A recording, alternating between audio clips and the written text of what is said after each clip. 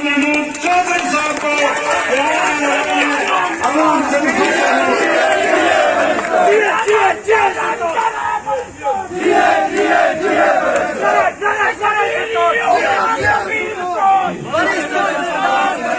कश्मीरियों का सफीर कौन?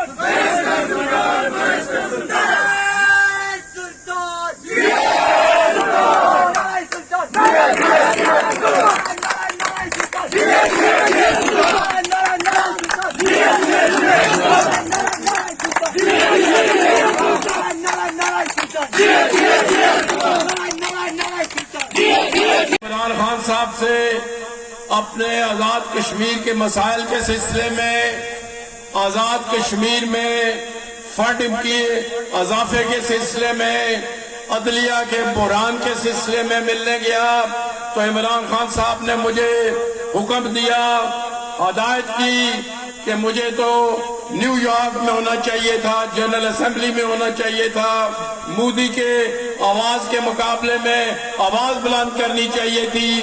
तो मैं 2 दिन पहले सिर्फ गया, लेकिन वहां पर हमने मुजाहरा भी बहुत कामयाब किया।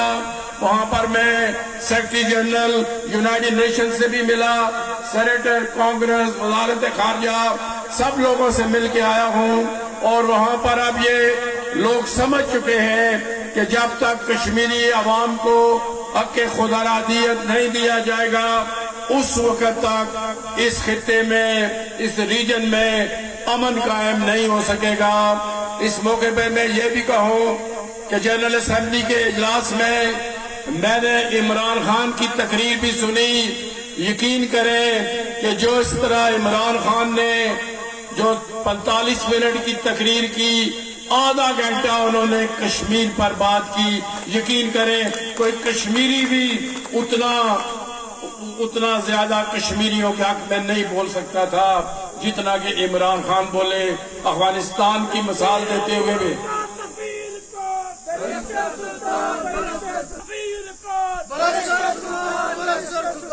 कश्मीरियों का सफीर कौन?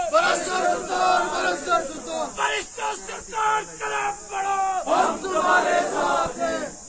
सुल्तान कदम बढ़ो, हम तुम्हारे साथ हैं। तो मैं आपसे कह रहा था कि इमरान खान ने कश्मीरियों के जज्बात की तर्जमानी की और इंशाअल्लाह ताला मुझे यकीन है कि अब वक्त आ रहा है, दुनिया भी ये जान चुकी है और कश्मीरी भी हौसले में हो गए हैं और इंशाअल्लाह भारत को अब कश्मीर से निकलना होगा, क्योंकि भारत जो दुनिया की बड़ी जमहूरियत का दावा करता था, सेकुलर स्टेट का दावा करता था, लेकिन वहां की जो मिनॉरिटीज हैं, सिख हैं, अनटचेबल्स हैं, क्रिश्चियंस हैं, असामीज हैं, सबको दबाया हुआ है। इसलिए भारत दुनिया में बेनकाब हो रहा है और इस वक्त पूरी दुनिया इस वक्त जो भारत के चेहरे पे एक रंगीन नकाब चढ़ा हुआ था वो उतर चुका है। कैपिटल वन टीवी की वीडियोस देखने के लिए आज ही चैनल सब्सक्राइब कीजिए, बेल आइकन को जरूर क्लिक कीजिए, हमारा फेसबुक पेज लाइक और फॉलो कीजिए ताकि हमारी हर नई वीडियो बर वक्त आप तक पहुंच सके। शुक्रिया।